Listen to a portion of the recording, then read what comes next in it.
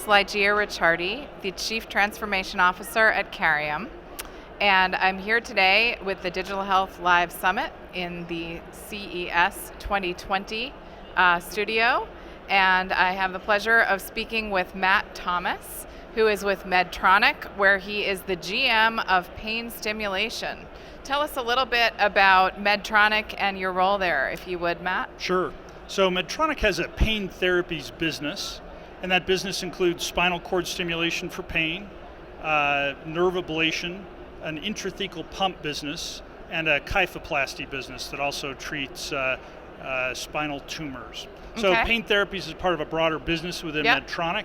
I'm responsible for the spinal cord stimulation and ablation businesses. So we've just, it's been a great area of focus for Medtronic, and we've really had a tremendous run of innovation in the last couple of years. Awesome, and what were you focusing on today at CES?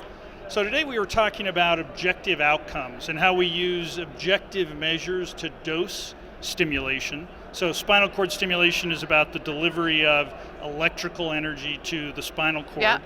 And the importance of having a way to decide how much you dose that stimulation, and then also how you objectively measure the outcomes of that.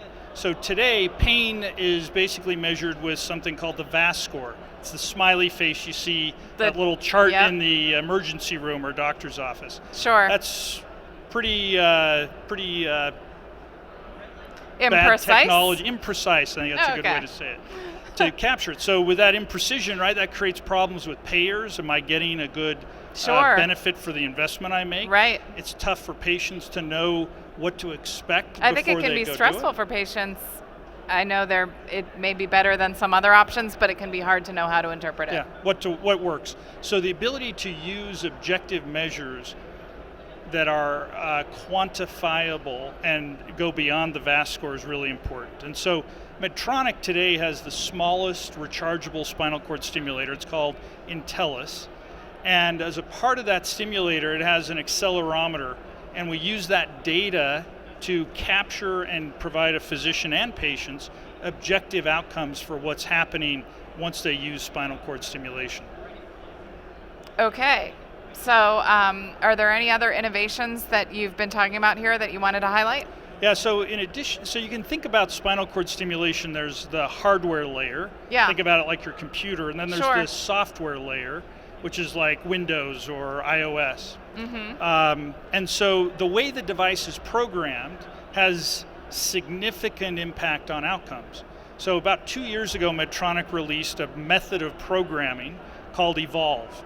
And in 2 weeks, we're going to share the full 12-month outcomes data from a study called Vectors.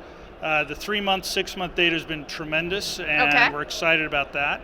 And then just earlier today, we announced the acquisition of a company called Stimgenics, which has done about a decade of work around using stimulation to influence both neurons and glial cells.